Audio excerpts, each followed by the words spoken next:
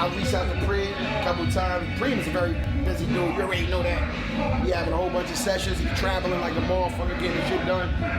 So when we finally got up, I got the call that he wanted to do something to hook up and shit. And I happened to be on my way to a dress-up affair at a club. He was on his way to the Copacabana to hang out with his boys, and he was like, yo, I got something I wrote, but I don't know if it'll fit the beat. He said, but I'll stop in real quick and see if it matches. I get up in the studio, I got a goddamn suit on and some fucking shoes. And they all had on pinstripe suits, and they were clean cut with the hard bottom shoes. And the nigga Preem was like, yo, you ready? I'm like, hell yeah, I'm ready. He had this beat that he said, yo, I think this one right here. He played this shit, and I was just like, good Lord. I had a record that fitted. He was kind of in a rush to get out of here, but he was like, yo, let me see if I can match it. I always just write. I write ideas. Like, I don't have, sometimes I write to a beat, sometimes I just write. And as soon as that beat came on, I said, yo, I got something. Usually I like people to write their rhymes to it, but the verse happens to go with it. In that fucking booth with that fucking suit on and spit the most gutter shit. I spit the whole opposite of my fucking attire.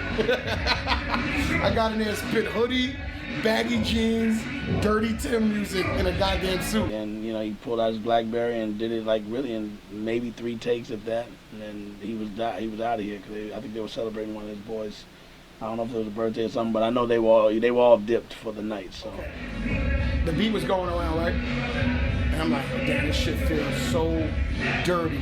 And I was picking my brain because I'm like, yo, I just wrote some dirty shit like 2 weeks ago, and I couldn't put my finger on it, so I just had the beat going. I'm like, I got something for this, but when I was telling him that, I couldn't remember it, but I just knew I had it, and I was like, yo, I got something for this. And I went in there. I didn't know if he would get. I didn't know if he would get it because it's very left field, and I like to make left field tracks sometimes. And I believe I set up the start of something else. And I was like, hold on, bring it back. I don't like the way I did that. And when I did that, it popped.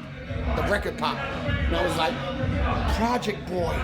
And I zoned out. I was like, let the beat ride, let me get the flow down. Really, I was remembering the lyrics. And the minute I got, because all rap, well, I don't know about all rappers, but a lot of rappers say that all they need is that first line of the verse, and the rest of it flows. And all I had to remember was that first line. I got that line in, and we kept it moving. Boy, did we keep it moving. With certain artists, I already have a vision based on, you know, just a lot of things. Like, say if I was working with Snoop, I already know what to make that's gonna work with me and Snoop doing a joint.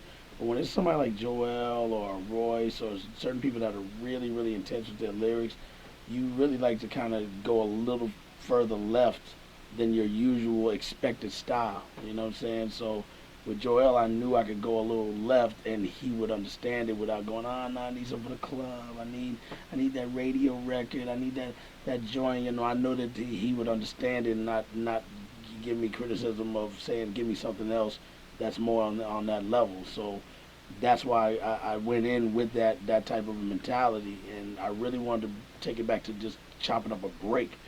I was just feeding off Preem was feeding off me. Like, I was giving it in that booth, and then he was just outside looking in going, oh God. And that's how that record came out. So we had no title until he laid all the verses down, but you know, I'm definitely feeling what he said.